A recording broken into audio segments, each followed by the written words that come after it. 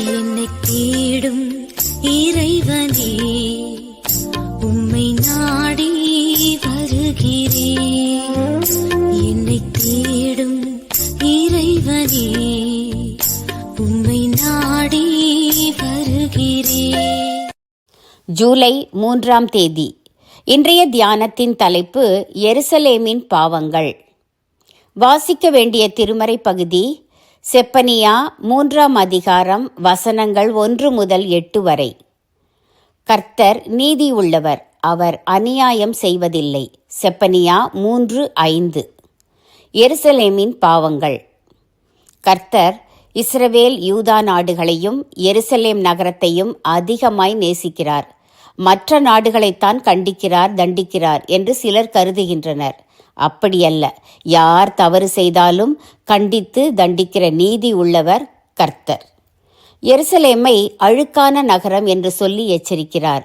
எருசலேம் மக்கள் தேவனுடைய சத்தத்திற்கு செவி கொடாமல் அவர் கடிந்து கொள்வதையும் ஏற்றுக்கொள்ளவில்லை. முக்கியமாக எருசலேம் மக்கள் கர்த்தரை நம்பவும் இல்லை, அவரை அண்டிக் கொள்ளவும் இல்லை. மேலும் தீர்க்கதரிசிகள், ஆசாரியர்கள், அதிபதிகள், நியாயாதிபதிகள் ஆகிய எருசலேமின் 4 வகை தலைவர்களும் தன்னலமாய், வீண் பெருமையுள்ளவர்களாய், வஞ்சனை உள்ளவர்களாய் நடந்து கொண்டார்கள். இதே குற்றங்களை இன்றைய மேய்ப்பர்களிடமும் அதிபதிகளிடமும் காண்கிறோம் அல்லவா? தீர்க்கதரிசி மிக கடினமான வார்த்தைகளை சொல்லி இவர்களை சாடுகிறார். கெர்ச்சிக்கிற சிங்கங்கள் என்கிறார், ஒரு எலும்பையும் மீதி வைக்காத ஓநாய்கள் என்கிறார்.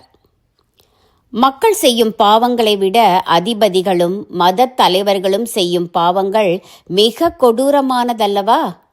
பரிசுத்த ஸ்தலங்களை பரிசுத்த குறைச்சலாக்குவதையும் வேத பிரமாணங்களுக்கு கீழ்ப்படியாது வாழ்வதையும் இன்றைய தலைவர்களிடமும் காண்கிறோம். தலைவர்களையும் போதகர்களையும் கண்மூடித்தனமாக நம்பி பின்பற்றாமல் ஞானமாய் விலகி வாழ்வது நல்லது. தேவன் தந்த வேதத்தை அதிகமாய் படித்து நன்மையது தீமையது என்று நன்கு புரிந்து கொள்வோம். கிறிஸ்துவுக்கு பின் தேவனிடம் நேரடியாக ஜெபித்து ஆசீர்வாதம் பெற நாம் தகுதியுள்ளவர்கள் என்பதை மறக்க வேண்டாம்.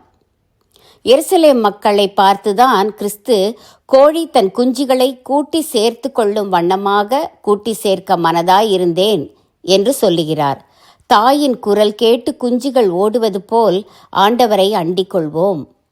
அன்று எருசலேமில் காணப்பட்ட பாவங்கள் நம்மிலும் நம் தலைவர்களிடமும் காணப்படுகின்றன.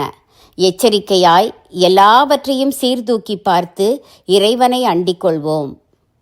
போதிப்பவன் பொய்யனாகி போகும்போது சீடர்கள் விழித்து கொள்ள வேண்டும்.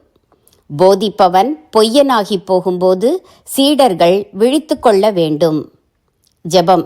தேவனே, உம்மை அறிந்து சத்தியத்தை புரிந்து கொள்ளும் ஞானத்தை தாரும்.